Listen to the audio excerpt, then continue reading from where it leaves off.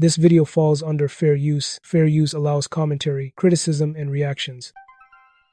What's up, back with another one, and this clip breaks down Marc Lamont Hill pressing Joe Budden on Trump politics loyalty and when silence becomes a problem. So let's check this clip out. Because it builds on what we were just talking about with this industry relationship. I'm just thinking about what you're saying. Sure, please. I'm really struggling with Stephen A. Smith. Okay. He gave a commentary yesterday about Gavin Newsom, the governor of California, who's out in Davos right now, criticizing Donald Trump apparently.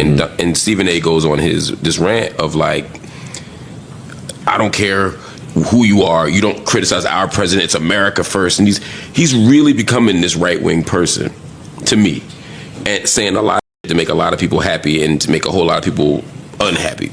Point being, that's my man. You know what I mean? He's looked out for me before. It's an industry relationship, and I always have gone at him, but it's beyond the industry relationship. You know what I mean?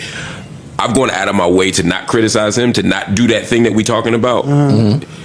But it's hard. It's getting. When is there a point where somebody does enough that you go across that line where you say, you know what? I know I got this rule about friends and relationships, but you done went too far. Well, if a person's going that far, do you still even look at them as like if it's something you totally are against because you're strong in your beliefs and stuff? If he's doing something way on the other side, can you even look at the friendship still the same way? That's a great point. That's a great point. My general rule, because it doesn't happen that often that people go that far away if we're friends, is I just don't say anything. I just pretend they don't exist. But it gets on platforms like this is harder because like come to the news. Yeah. How well did you think you knew him before that? Because I hear what you said. Because I think right now people have convinced him that he's really a politician and he's really about to be a politician. I think he's just doubling down on where he'll think he'll be most successful in politics. That's crazy. But also on top of that, I don't think nobody really, like, you may say he's your friend, but how well did you know Stephen A. Smith? Friend would be strong, but it's more than just an industry acquaintance. He's looked out for me. He's helped. He's looked out for me in real ways that for me I could never. Is it possible that he could have looked out for you in a real genuine way, but then also still share those opinions and you were just never exposed to that? Yeah, but again, my rule is, it's just like the friendship rule with interviewing your exes. It's like if you're in this space for me, I'm not gonna really go after you in public. But there has to be a point where I have to if this is too crazy. And I'm personally struggling with that right now. If he's, I love this question. I absolutely love this question. If he's your friend, do his political views matter so much? Yes. That's what I'm sorry. But if he's your friend, why would you feel the need to go at him publicly? Because of the damage that the public commentaries were. If he was saying that to me on the phone, I would be like, yo, let me tell you what the nigga said. But when you have access to 50 million people and you're saying dangerous, but you don't necessarily go after every dangerous. Unfortunately, he does. I kind of do. That's the problem. but I get your point. But this one comes right to us. Yeah. It would be like if I was best friends with Diddy and we up here and I just don't say nothing about it. Yeah, there's lots of people, but like he's in our world. You're consistent. Like, if we speaking about you and yourself and what you should, I think you should 100% speak out because that's been your calling card from day one. No, it's different. Like, somebody helped me and did something for me before and like that, I got a certain level of loyalty or a certain level of grace that I think that person should be awarded. I totally get what Ish is saying as far as the loyalty, especially with somebody, helped you out or whatever. And the thing about it is when you say that, that's really from your chest. It's not just Steve, it's whoever. If somebody's in your life, you're not going to negate the fact that person just being your friend, they helped you, right? But I feel like normally we don't judge our friends, our foes, our neighbors for who they vote for. Normally, you don't let that get involved in your business dealings or whatever. This is a different time. I feel like a lot of when you align yourself with this MAGA as a black person, white person, whatever, you are, for me, like claiming how you feel about me. That's just how I feel about it. I feel like that's interesting. And the thing about me is I'm the same way. If I with you a little bit, I don't really report on your crack jokes. They're not as vicious. They're like light. The first person makes me think of is Amber Rose. Amber Rose was always cool.